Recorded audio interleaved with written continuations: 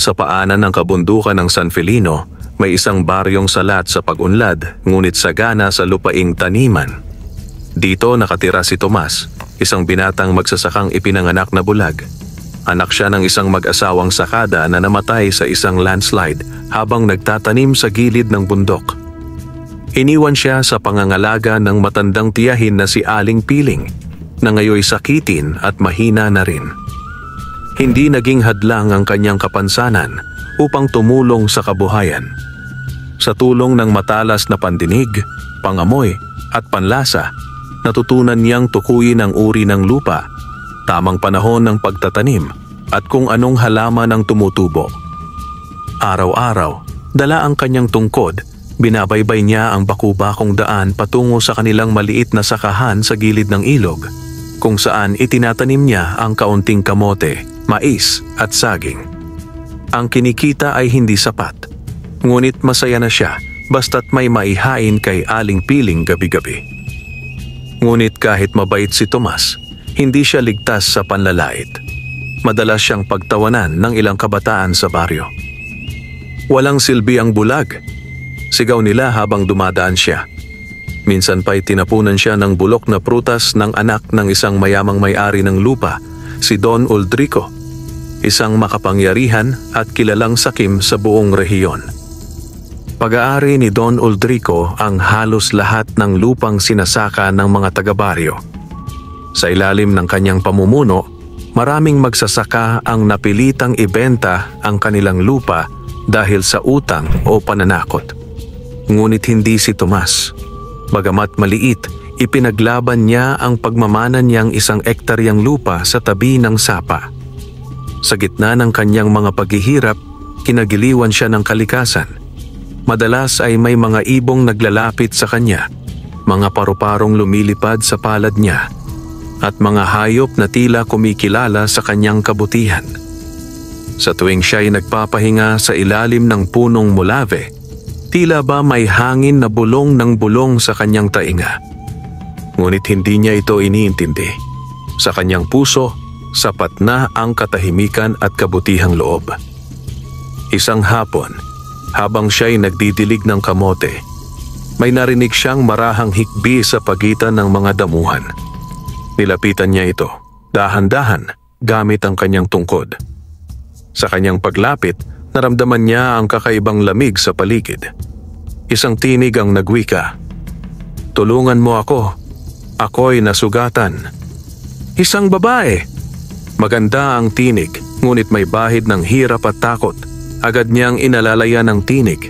Ang kamay na humawak sa kanya ay malamig na parang hamog, ngunit banayad na parang balahibo ng ibon. Dinala niya ito sa kubo nila upang maalagaan. Si Aling Piling man ay nagulat, ngunit di na nagtanong. Nilinisan nila ang sugat nito sa binti.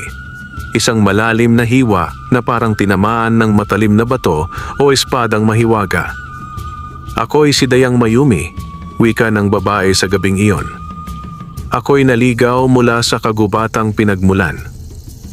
Hindi pa alam ni Tomas na ang babaeng ito'y hindi ordinaryong nilalang. Siya'y isang engkantada, isang bantay ng kalikasan na nasaktan sa isang labang hindi para sa tao. Ipinadala siya ng kalikasan upang subukin kung may natitira pang kabutihan sa puso ng tao. At si Tomas ang kanyang nasumpungan. Kinabukasan, hindi na natagpuan ng binata si Mayumi. Wala na siya sa banig.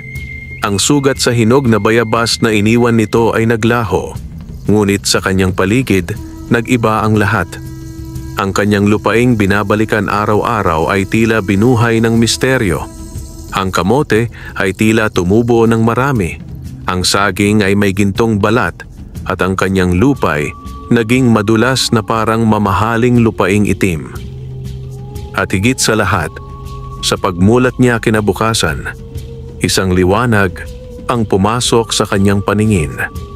Si Tomas, ang bulag na magsasaka, ay muling nakakakita. Pagmulat ng mga mata ni Tomas kinabukasan, isang matinding liwanag ang bumungad sa kanya. Hindi mula sa araw, kundi mula sa isang buong mundong ngayon lamang niya nasilayan. Hindi makapaniwala ang binata. Unti-unti niyang sinipat ang paligid. Ang maruruming haligi ng kanilang kubo, ang kulubot na mukha ni Aling Piling na noon ay nanlilisik sa gulat, at ang magaspang ngunit mabubuting kamay niyang ngayon lang niya nasilayan. Siya'y umiiyak. Tiyang,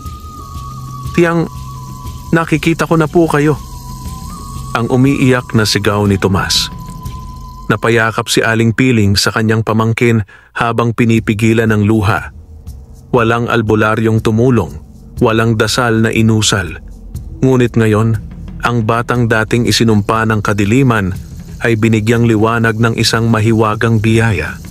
Walang kamalay-malay si Tomas na ang engkantadang si Dayang Mayumi ay nasa paligid pa rin. Nagmamasid mula sa kakahuyan, nakaabalabal sa ulap, at masayang pinagmamasdan ng unang yugto ng kanyang gantimpala sa binatang may pusong dalisay.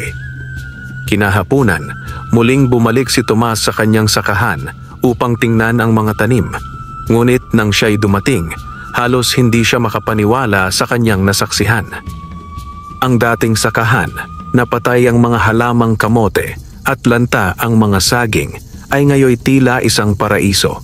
Lahat ng tanim ay luntiang-luntian, malalaki at tila humihinga. Ang kamote kasing laki ng banga, ang saging ay nangingintab sa pagkahinog at ang mais ay higit pa sa taas ng tao. Walang abono, walang espesyal na tubig, ngunit ang lupa ay tila pinuno ng mahika ng kalikasan. Nang marinig ng mga kapitbahay ang tungkol dito, unti-unting dumagsa ang mga tao.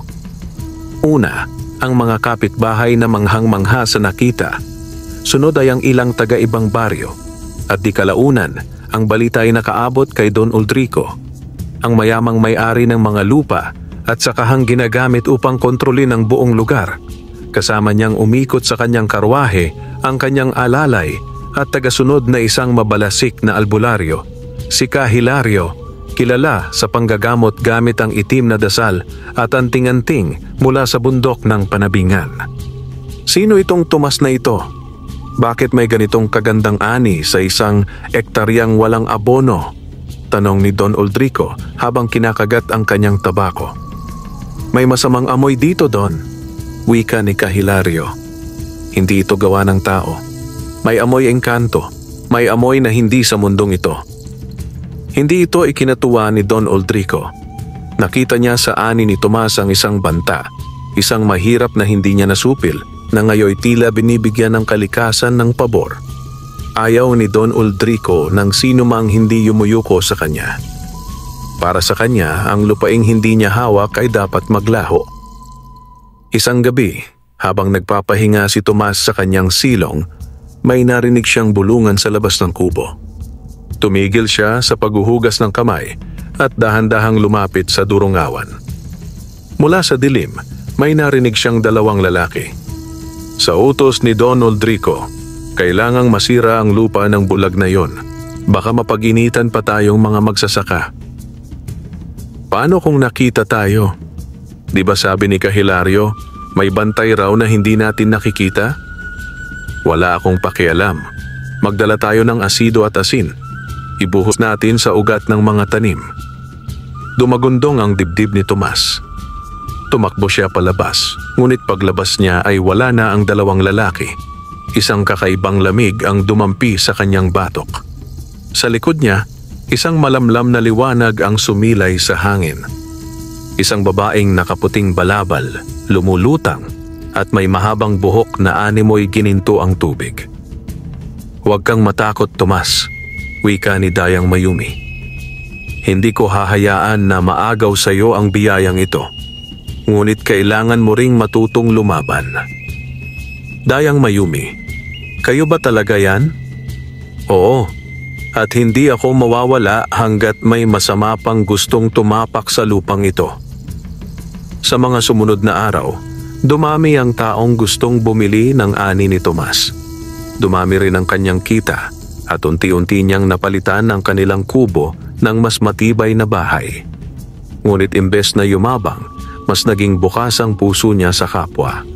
Nagpakain siya sa mga kapitbahay, tumulong sa mga batang ulila at pinahiram ng binhi ang ibang magsasaka.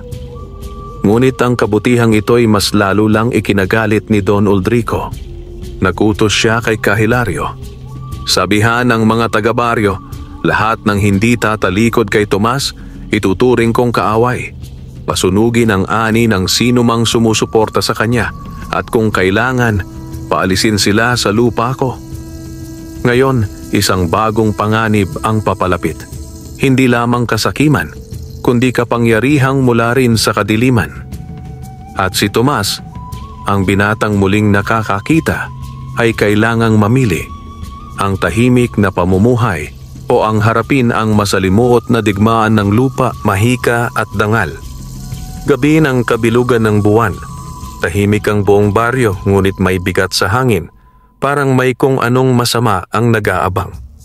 Sa gitna ng katahimikan, isang malakas na dagundong ang umalingaw-ngaw mula sa dako ng sakahan ni Tomas. Agad na napabalikwas ng bangon ng binata. Sa likod ng kanyang bahay may mga apoy na nagsimulang sumiklab.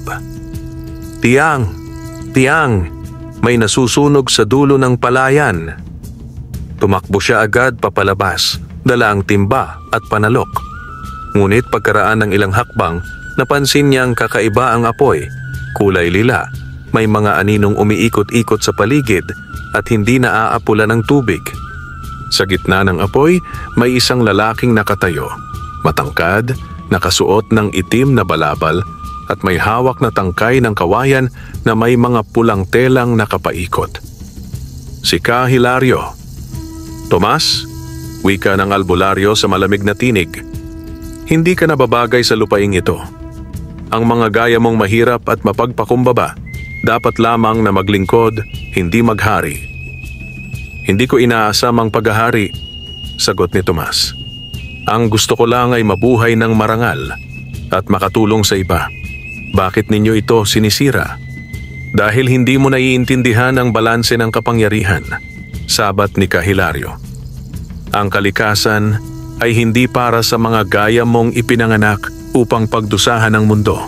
Lahat ng biyaya ay dapat nasa kamay ng makapangyarihan. Kami ang may alam, kami ang may anting-anting, at kami ang may karapatang magdikta kung sino ang dapat mabuhay ng may yaman.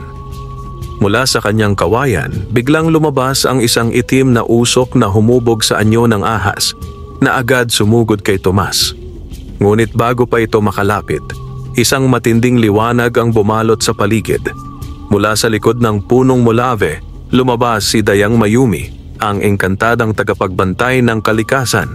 Ang kanyang mga kamay ay kumikislap sa liwanag ng buwan at sa isang iglap, tinupok ang anino ni Cahilario. Hindi mo siya pwedeng saktan, Cahilario, mariing wika ni Mayumi. Ang batang ito ay pinili ng kagubatan, ng ilog at ng hangin. Siya ang bagong bantay ng lupaing ito. Ngunit ngumisi lang si Cahilario. Mula sa kanyang balabal, inilabas niya ang isang anting-anting na may hugis uod, itim at makintab, tila nabubuhay. Ah, si Mayumi. Akala mo'y ikaw lang ang may kapangyarihan. Ngayon, pagmasdan mo ang resulta ng kaalaman kong natutunan sa bundok ng panabingan. Bigla niyang isinuksok ang anting-anting sa kanyang dibdib. Nang gawin ito, ang kanyang anyo'y nagbago. Tumigas ang balat, naging kulay abo ang mga mata, at ang kanyang boses ay naging parang maraming boses na sabay-sabay. Ngayong gabi, matitikman mo ang tunay na lakas ng isang albularyong walang puso. Nagtagisan ng kapangyarihan sina Cahilario at Dayang Mayumi. Sumiklab ang hangin, lumindol ang lupa at ang mga hayop sa paligid ay nagsitakas. Si Tomas, bagamat walang anting-anting o kakayahang mahiwaga, ay biglang nakaramdam ng init sa dibdib. Isang init na parang nagmumula sa mismong lupa sa ilalim ng kanyang mga paa. Lumuhod siya, inilapat ang palad sa lupa, at isang boses ang umalingaw-ngaw sa kanyang isipan. Ikaw ang pinili, ikaw ang magsasaka ng liwanag. Ang lupa'y bahagi ng iyong puso. Pagmulat ng kanyang mata, nakita niyang ang kanyang kamay ay nababalot ng malagintong alikabok. Nang kanyang igalaw ito, ang mga ugat ng halaman sa paligid ay lumabas mula sa lupa, bumalot kay Kahilaryo at tinapalan ng kanyang mga paa ng matitinik na baging. "Ano ito?" sigaw ng albularyo habang pilit na kumakawala. "Hindi ako nag-iisa," sagot ni Tomas. "Ang lupaing ito ay hindi para sa sakim. Hindi ito ari-arian ng iilan. Isa itong buhay na bahagi ng lahat." Sa huli, umatras si Kahilaryo. Nasugatan ang kanyang paa at ang kanyang anting-anting ay nabiyak sa gitna. Habang papalayong gumagapang, humarap siya kay Tomas at nagsabi, "Hindi pa ako tapos. Babalik ako at sa susunod, mas madilim ang aking dala." Pagkawala ni Kahilaryo, lumapit si Dayang Mayumi kay Tomas. Napatingin ito sa kanya. Nanginginig pa ang kanyang mga kamay. "Anong nangyari sa akin, Mayumi? Anong kapangyarihan iyon?" Ngumiti ang engkantada. "Ang tunay na kapangyarihan, Tomas, ay hindi galing sa anting-anting kundi sa puso. Dahil ikaw ay may pusong tapat sa lupa, pinayagan ng kalikasan na gamitin mo ang kanyang lakas. Hindi pa tapos ang laban, ngunit hindi ka na mahina. Isa ka ng tagapagbantay." Lumipas ang mga araw matapos ang banggaan ni na Tomas, Dayang Mayumi at Kahilaryo. Sa buong baryo ng San Felino, kumalat ang balitang may engkantong tumulong sa binatang dating bulag.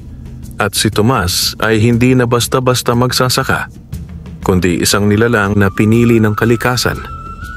Ngunit habang ang ilan ay humanga sa himalang ito, mas maraming mata ang nagbabantay mula sa anino. Mula sa malalayong pook ng kagubatan at gilid ng bundok, may mga nilalang na muling gumising. Mga nilalang na minsang sinumpa ng kalikasan. Ang mga itim na espiritu ng bundok panabingan. Isang lihim na panig ng kagubatan kung saan ang liwanag ng araw ay hindi nakakapasok. At ang mga anito ay tinalikuran na ng may kapal. Dito nagtungo si Kahilaryo matapos ang kanyang pagkatalo. Bitbit ang sugatang katawan, nilakbay niya ang masukal na daan, ang mga bato at sanga ng punong tila may sariling buhay. Umabot siya sa pinakailalim ng bundok kung saan naroroon ang matandang itim, isang espiritong nagkukunwaring albularyo, ngunit kumakain ng kaluluwa bilang kabayaran sa kapangyarihan. Sa isang kuweba na may itim na ulap at amoy ng asupre, lumuhod si Kahilaryo. "Matandang itim, bigyan mo ako ng kapangyarihan para wasakin ang piniling bantay ng lupa." Isang malalim na tinig ang sumagot. May kabayaran, ang kaluluwa ng isang inosente at ang panata na hindi mo na kailanman yayakapin ang liwanag. Walang alinlangang tumango si Kahilaryo. "Ibibigay ko kahit sino, kahit bata, kahit magsasaka, kahit kaanak." Samantala, sa bahay ni Tomas, pansamantalang bumalik ang katahimikan, ngunit ramdam niya ang panibagong panganib. Sa bawat pagtapak niya sa kanyang bukid, tila may malamig na humahaplos sa hangin. Sa tuwing madidilim ang ulap, nakaririnig siya ng mahinang bulong na hindi niya mawari. Lumapit sa kanya si Dayang Mayumi. "Tomas, hindi lang si Kahilaryo ang kalaban mo ngayon. Sa kanyang pagbagsak, tumawid siya sa daigdig ng mga nilimot. Ang bundok panabingan ay isang lihim na taguan ng mga nawalan ng puso at pananampalataya. Kung doon siya nagtungo, malaki ang posibilidad na bumalik siyang mas malakas." "Ano ang dapat kong gawin?" tanong ni Tomas. "Hindi ako albularyo. Hindi ako mandirigma. Isa lang akong magsasaka." Ngunit ngumiti si Mayumi. "At yan ang dahilan kung bakit ka pinili ng lupa. Ang tunay na lakas ay nasa ugat ng puso, hindi sa dami ng dasal o tapang. Pero kailangan mong maghanda." Pinaturo ni Mayumi kay Tomas ang isang lumang daan patungong likod ng kagubatan, isang lihim na pasilyo sa puso ng gubat. Dito, matatagpuan ang mutya ng katapatan, isang gintong butil na matatagpuan lamang ng pusong busilak. Ayon sa matandang engkanto, ang sinumang makapagdala nito sa kanyang bukid ay magkakaroon ng kakayahang linisin ang lupa sa bisa ng kahit anong itim na mahika. Nagsimula ang paglalakbay ni Tomas kinabukasan. Bitbit ang sako ng pagkain at ang kanyang tungkod na ngayon ay nababalot ng ugat na tila may sariling isip. Pumasok siya sa gubat. Sa kanyang paglalakad, maraming pagsubok ang dumating. Mga ilog na walang tulay, mga punong nagsasalita at nagtatanong sa kanya ng mga bugtong at mga aninong sumusubok iligaw siya. Sa ikatlong araw ng kanyang paglalakbay, nakarating siya sa lambak ng salamin.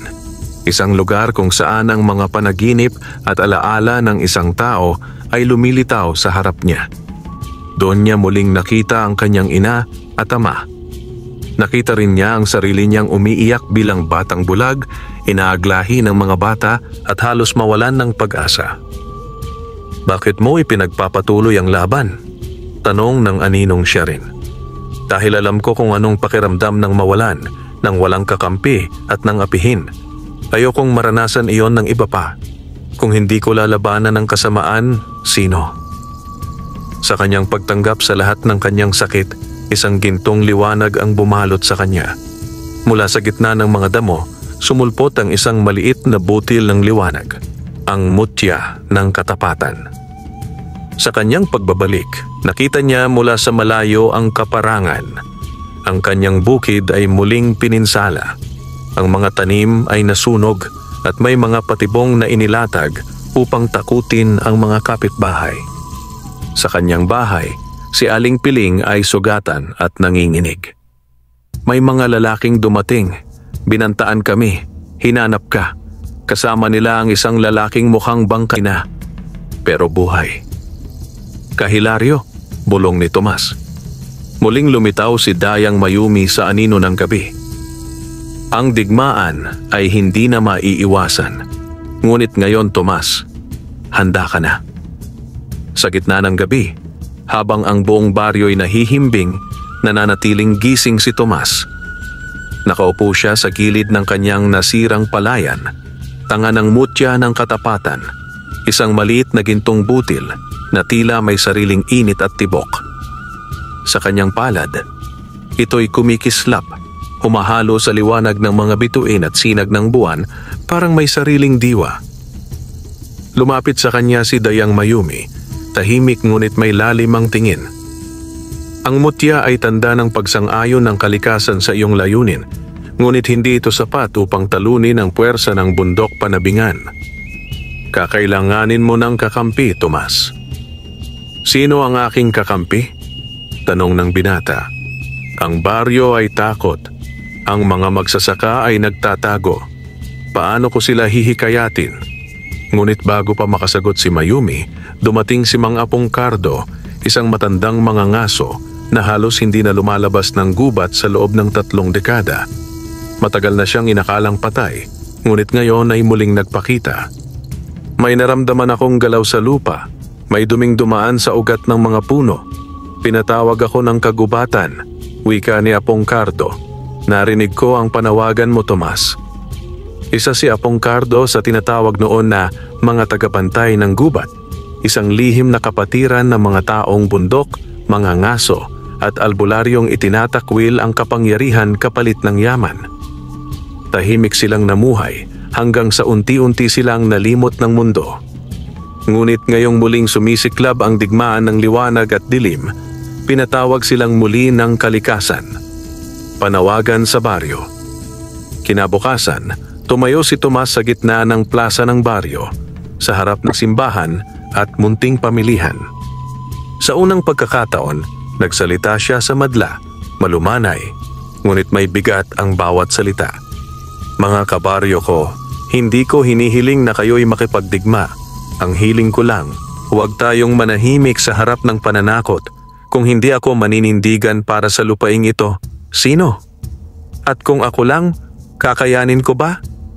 Hindi." May mga magsasakang lumapit. Si Mang Sito na nawalan ng anak dahil sa gutom, si Kalinda na pinilit ibenta ang lupa sa tauhan ni Don Uldrico. Unti-unti, lumapit ang ilan at nagtipon sa gitna. "Sasamahan ka namin, Tomas," sigaw ni Kalinda. "Kung mamatay man kami, mamatay kami ng may dangal." Mula sa kakahuyan, isa-isang lumitaw ang mga taong bundok. Sina Apong Cardo, Lakan Banog na mandirigmang may paningin ng agila, at si Carosita, albularyang babae na kaya raw kausapin ang mga ugat ng puno. Bitbit nila ang mga sinaunang sandata, hindi baril, kundi mga sibat, pana at anting-anting na nakabatay sa kalikasan. Nagtipon sila sa ilalim ng punong molave at si Dayang Mayumi ang nagbigay ng hudyat.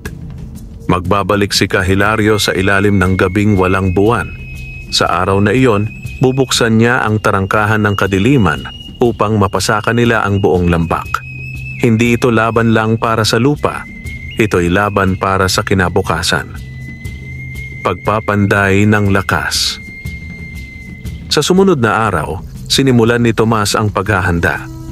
Ginamit niya ang mutya ng katapatan upang muling buhayin ang mga tanim. Sa tuwing hahawakan niya ang lupa, ang mga ugat ay lalabas at ang mga halamang nilamon ng apoy ay muling tutubo. Nagtayo sila ng mga depensa gamit ang kawayan, ginupit sa mga anyong pananggalang. Itinuro ni Apong Cardo kung paano gumawa ng patibong, at si Lakan Banog ay nagturo ng paghanap ng senyales ng pag-atake mula sa hangin at alingawngaw ng kagubatan. Sa gitna ng lahat ng ito, unti-unting nagbago si Tomas. Hindi na siya ang batang binubuska ng mga kabataan o ang binatang walang kakayahan kundi magdilig. Siya ngayon ay isang pinuno, isang magsasakang may kasamang mga diwata, mga albularyo at mga taong bundok. Ang panaginip ng gabi. Isang gabi bago ang inaasahang pagbabalik ni Hilario na naginip si Tomas. Sa kanyang panaginip, siya ay nasa gitna ng apoy. Ang lupa ay nasusunog, ang mga halaman ay unti-unting nalalanta. Sa gitna ng apoy, nakita niya si Hilario. Mas malaki na, mas itim na ang katawan, at may mga aninong parang multo na bumabalot sa kanyang katawan. "Tomas!" bulong ng tinig. "Hindi mo kami kayang pigilan. Ang lupa ay para sa mga makapangyarihan. Ang tulad mong magsasaka ay nilikha lamang upang yumuko." Ngunit bago siya lamunin ng apoy, lumitaw si Dayang Mayumi sa kanyang panaginip at hinawakan ang kanyang kamay. "Huwag kang magpadala sa takot. Sa digmaan, ang unang natatalo ay ang pusong pinanghinaan ng loob." Nagising si Tomas na may bagong sigla. Alam niyang darating na ang gabi ng dilim. At sa pagsapit nito, ang kapalaran ng lupa, ng baryo, at ng buong kabundukan ay nakasalalay sa kanyang mga kamay. Itutuloy sa Kabanata 6. Ang gabi ng walang buwan, ang pag-atake ni Hilario at ang sandata ng kalikasan. Sabihin mo lang kung gusto mong ituloy agad sa Kabanata 6. Narito na ang pagpapatuloy ng iyong kwento. Kabanata 6. Ang gabi ng walang buwan. Ang pag-atake ni Hilario at ang sandata ng kalikasan. Dumating ang gabi na walang buwan. Ang hudyat ng pinangangambahang pagbabalik ni Hilario. Tahimik ang paligid. Walang alingaw-ngaw ng kuliglig, walang huni ng ibon, ni kaluskos ng hayop. Ang lahat ay parang nakikiramdam, nakikisalo sa nalalapit na unos. Sa gitna ng baryo, nagtipo ng mga magsasakang sumama kay Tomas. Bitbit ang sibat, gulok, pana at mga taling kawayan, nakapwesto sila sa paligid ng bukirin. Ang lupang dating sinira, ngayoy muling nabuhay. Nasa gitna si Tomas, tangan sa dibdib ang mutya ng katapatan. Nakatali sa isang pulseras na hinabi mula sa ugat ng punong molave. Sa kanyang likod, si Dayang Mayumi, si Apong Cardo at ang mga taong bundok. Sa likod nila, ang takot at pag-asa ng buong baryo. Ngayong gabi, bulong ni Tomas sa kanyang sarili, ay hindi na tayo magpapalupig.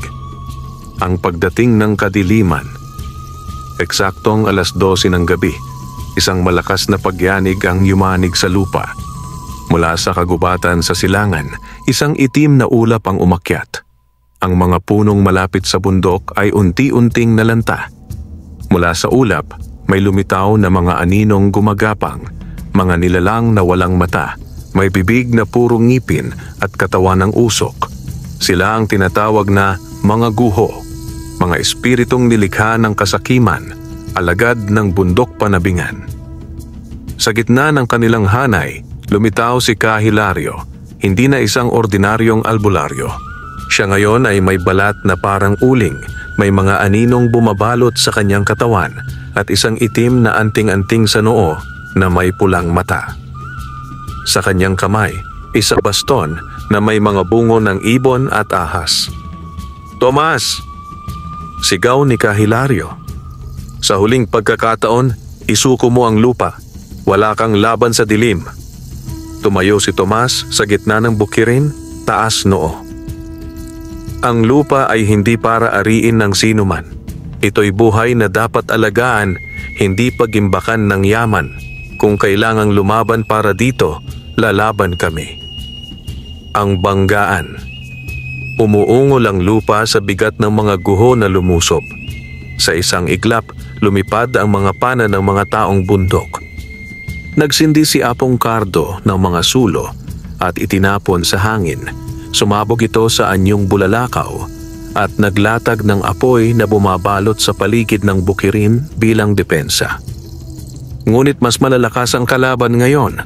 Tumalon ang mga guho, dumaan sa apoy at nilapa ang ilang panangkawayan. Sumugod si Hilario, pinakawalan ang kanyang itim na anting-anting at nagsambit ng isang dasal sa wikang wala sa mundo. "Simpala kabayok tura, agsa bundok pangitwan." Mula sa kanyang katawan, lumabas ang dambuhalang aninong hugis ahas, may mata ng apoy at buntot ng paniki. Tumama ito sa harapan ng mga magsasaka at winasak ang ilang bahagi ng taniman.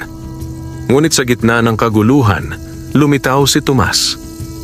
Nakatayo sa gitna ng lupang pinagpala, pinatong niya ang mutya ng katapatan sa lupa at pumikit. Sa pangalan ng lupa, sa lakas ng puso, bumangon ka. Mula sa ilalim ng lupa, lumitaw ang mga ugat na tila may sariling buhay. Naging sandata ang mga baging. Ang mga saging ay lumaki sa iglap at ang mga puno'y yumuko para damputin ang mga guho at lamunin ang mga sanga. Ang mga kamote ay sumabog at naging aninong pananggalang. Si Tomas ay tila naging isa sa kalikasan. Ang kanyang katawan ay may bahid ng liwanag. Ang kanyang mga kamay nababalot ng pulang alikabok at gintong liwanag. Sa kanyang bawat galaw, sumusunod ang lupa. Ang huling sagupaan. Sa gitna ng labanan, hinarap ni Tomas si Hilario. Hindi sila gumamit ng espada, kundi lakas ng loob at kapangyarihang kalikasan.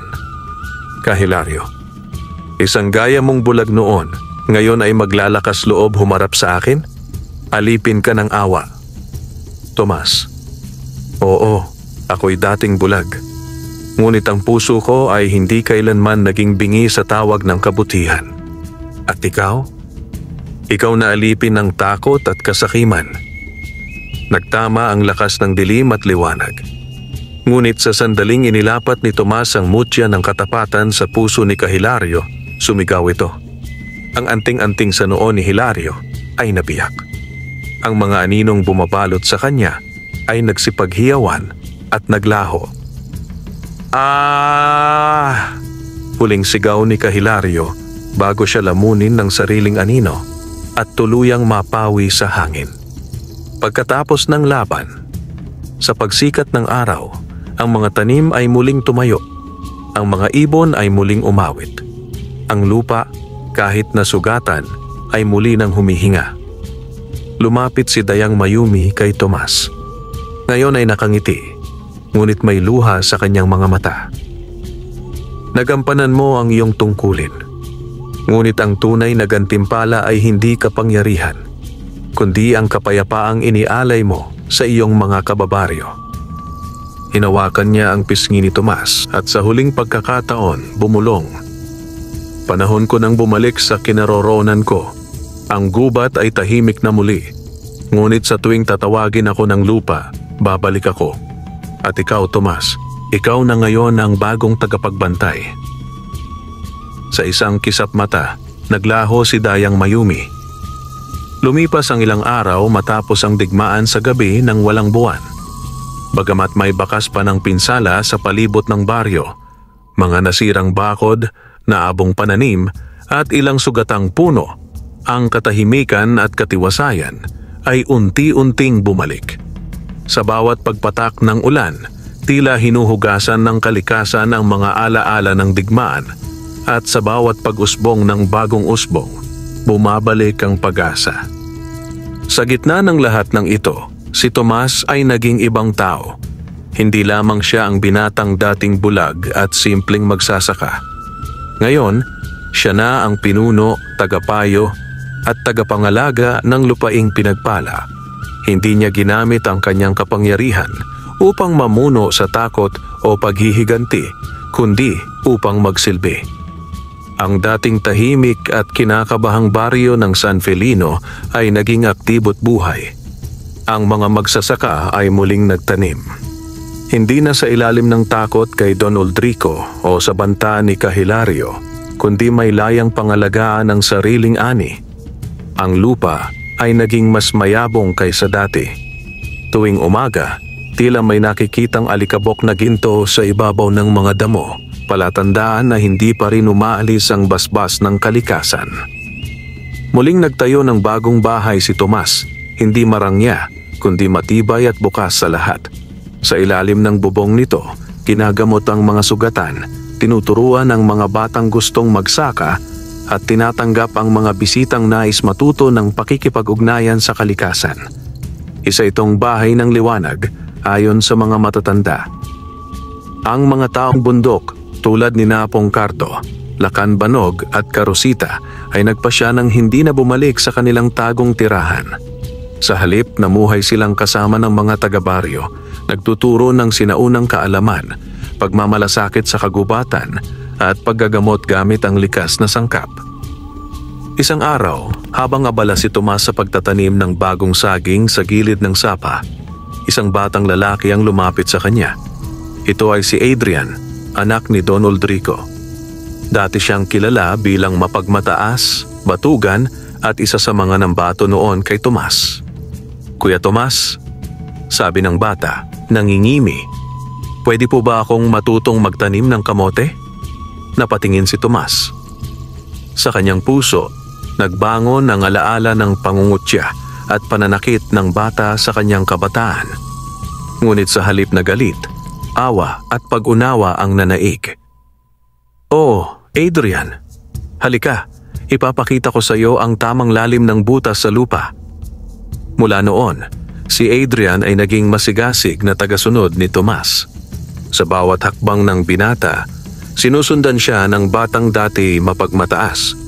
At sa mata ng mga kabaryo, ito'y tanda ng pagpapatawad, ng pagtutuwid ng landas at ng panibagong pag-asa. Hindi na muling nakita si Don Uldrico mula nang bumagsak ang kanyang kapangyarihan. Ngunit isang araw, isang matandang lalaki na halos hindi na makalakad ay natagpo ang palaboy-laboy sa gilid ng gubat. Ang kanyang damit ay punit-punit, ang mata'y puno ng takot. Siya ay si Don Uldrico, dati makapangyarihan at kinatatakutan, ngayoy payat at wala ng alab sa paningin. Nagtalo ang mga kabaryo kung papapasukin pa siya, ngunit si Tomas mismo ang nagsalita. Ang kasamaan ay hindi nagwawagi kung tinatapatan ito ng paggalit. Nagtatapos ito kung pinapalitan natin ng habag at leksyon. Dalhin siya sa bahay, pakainin, bantayan. Inalagaan si Don Uldrico sa bahay ng liwanag. Bagamat halos hindi na ito nagsasalita, tuwing gabi umiiyak siya habang nakatitig sa apoy. Doon, nakita ng mga tao ang pagbagsak ng isang dambuhala. hindi sa pamamagitan ng espada o kapangyarihan, kundi ng sariling konsensyang hindi matahimik. Isang gabi, habang si Tomas ay mag-isang naglalakad sa tabing ilog, may liwanag na biglang lumitaw sa kanyang harapan. Sa paglapit niya, nakita niyang unti-unting naganyong babae ang liwanag, si Dayang Mayumi. "Tomas," malambing niyang wika, "muli tayong nagkita. Ngunit ngayon, hindi para sa digmaan, kundi upang ibigay sa iyo ang huli kong pamana." Inabot niya ang kanyang kamay. Mula ron ay lumitaw ang isang maliit na butil ng liwanag na may hugis punong gubat. "Ito ang binhi ng kinabukasan.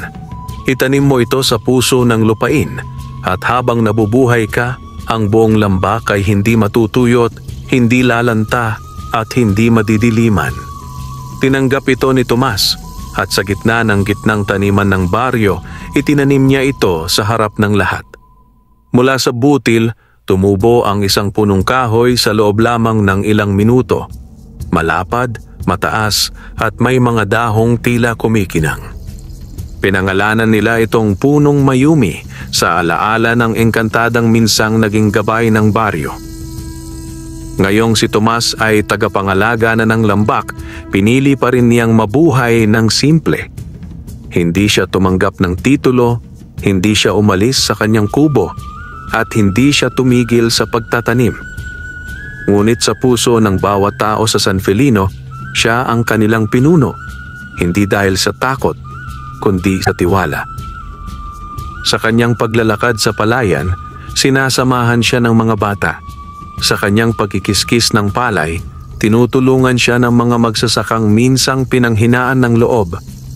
At sa bawat gabi ng katahimikan, naririnig niya ang bulong ng hangin, ang tinig ng engkantada ng kalikasan, at ng mga nagniningning na bituin.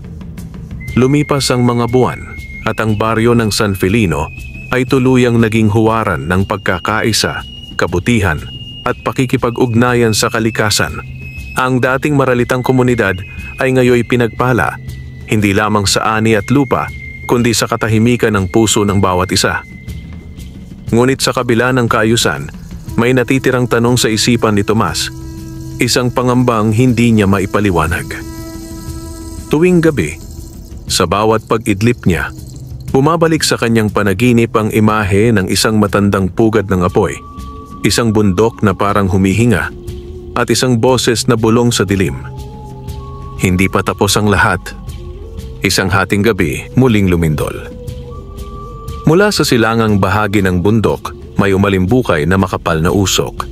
Hindi itim tulad ng kay Kahilaryo. Ito ay kulay kupas na pula, may halong abo, parang usok ng lumang sigarilyo at tuyong dugo. Mabilis itong kumalat, at sa loob ng ilang oras, ang mga puno sa gilid ng lambak ay nagkakaroon ng mga itim na lamat sa balat. Muling nanawagan ng kalikasan kay Tomas. Habang nag-iisa sa ilalim ng punong Mayumi, isang malakas na ihip ng hangin ang bumalot kay Tomas. Sa loob ng liwanag ng dahon, isang figura ang muling lumitaw, hindi na lubos na buo, ngunit may kakanyahan pa rin. "Tomas," bulong ng tinig ni Dayang Mayumi. May iisang natitirang halimaw, ang ugat ng lahat ng kasakiman, ang itinatago ng bundok panabingan, ang tinatawag nilang matandang lupa. Ayon kay Mayumi, ito ay espiritong sumamba sa yaman, sa ginto at sa dugo.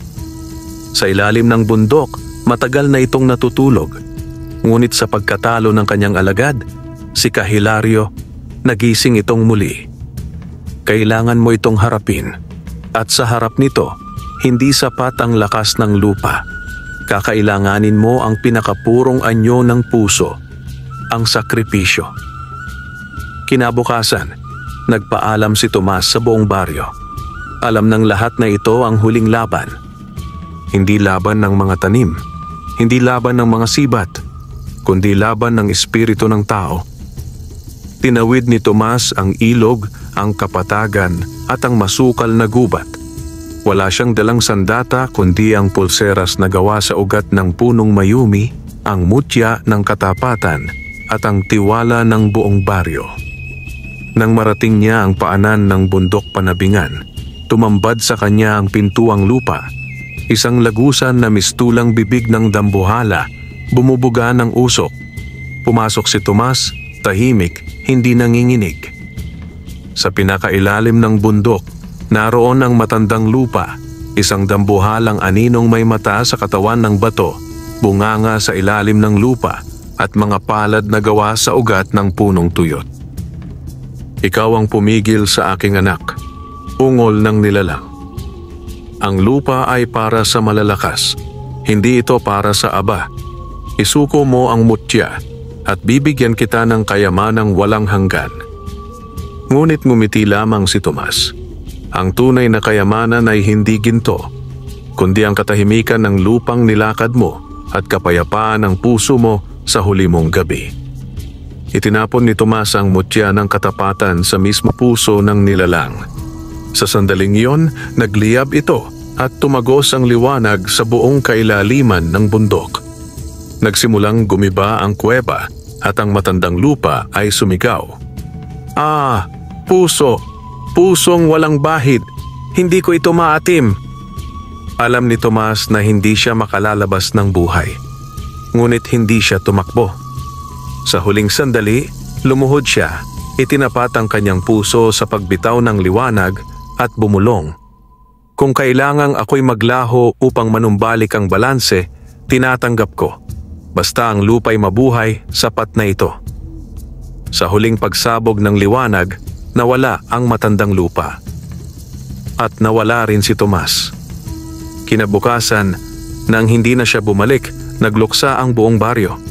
Ngunit sa kabila ng pagdadalamhati, isang himala ang lumitaw. Sa lugar kung saan dating tuyot ang lupa ng silangan, isang bagong punong ginto ang tumubo. May dahong kulay pilak at bunga nitong hugis puso. Ayon kay Carosita, ito ang punong Tomas, at sino man ang kakain ng bunga nito, gagaling sa sakit at magkakaroon ng puso ng isang tagapangalaga. Sa paglipas ng mga taon, ang kwento ni Tomas ay isinulat sa bawat dingding, ikinuwento sa bawat hapon, at isinama sa panalangin ng bawat magsasaka sa San Felino. Hindi siya naging hari, hindi siya naging alamat dahil sa dahas. Siya ay naging bantay ng lupa, tagapagligtas ng baryo at anak ng kalikasan. At tuwing gabi ng walang buwan, ang mga punong kahoy ay tila lumuluhod. Sapagkat sa lupaing iyon, minsang lumakad ang binatang bulag na may pusong liwanag ang tangi niyang gabay.